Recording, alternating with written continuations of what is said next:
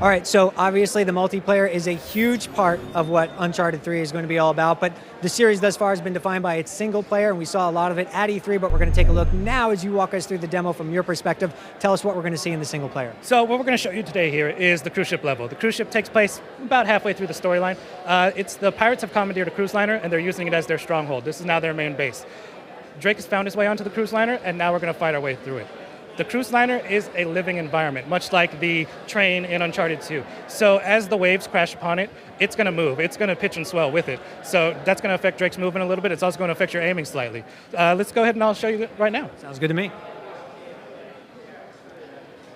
So one of the first things you can see here is the big epic waves that are coming up on the ship.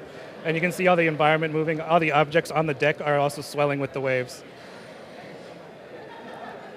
You'll be able to see the water in the pool is going to fluctuate with the level too as well. As you can see, it moves, it displaces as the ship pitches.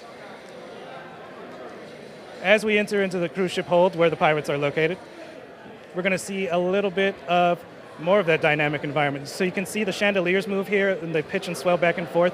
And then we'll give you a little bit of taste of our stealth mechanics for Melee.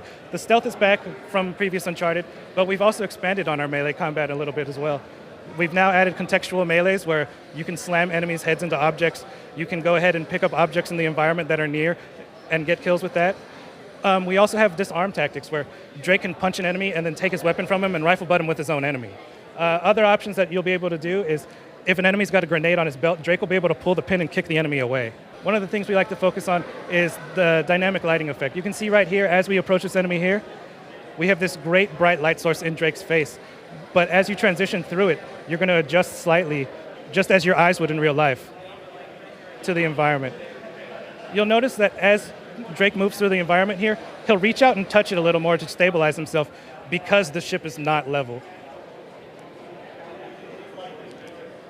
So right there, you got a little bit of taste of one of our disarm tactics. Gave him a little nice uppercut and got his AKA from him. It happens in real life when I do it like that. Oh, always. That's how it should be. So as we approach the hold down here, we'll see we're getting closer. What we really wanted to focus on is Naughty Dog's very good at creating environments. You saw in Uncharted 1, you saw water. In Uncharted 2, we saw some snow. So what we're visiting here is Uncharted 3 is featuring that water dynamic. It's featuring sand, because obviously we're going to end up in the desert searching for that fabled Atlantis of the sands.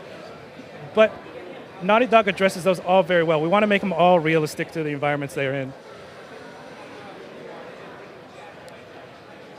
So as I reach the hold here, you'll notice that we pretty much hit a dead end here, so I'm not finding what I'm looking for. And it's actually the pirates have set up an ambush for me, and now they're trying to get me. But being Nathan Drake, ambushes aren't going to work on me. Drake's going to find a way out of this situation.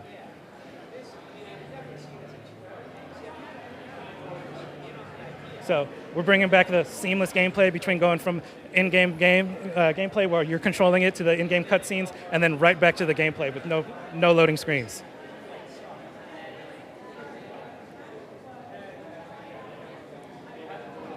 So now the ship has suffered catastrophic damage from my brute force tactics, and we're taking on water, and the ship's starting to capsize. So we got to find a way out of here really quickly.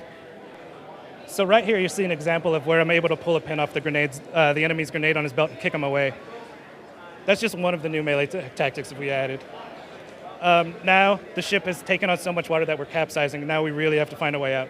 So what we'll see here is the ground is no longer the ground, the walls are no longer the walls, so we have to find new ways to traverse through this level. I know that the water physics are going to play a huge part in this game, correct? Oh yeah, the water physics, you'll see the water rise, but not only water. Our sand tech is also the same, where the sand will billow upon itself, it'll move, it'll stack. You'll see your footprints as you walk through it. We've expanded on our swimming mechanic.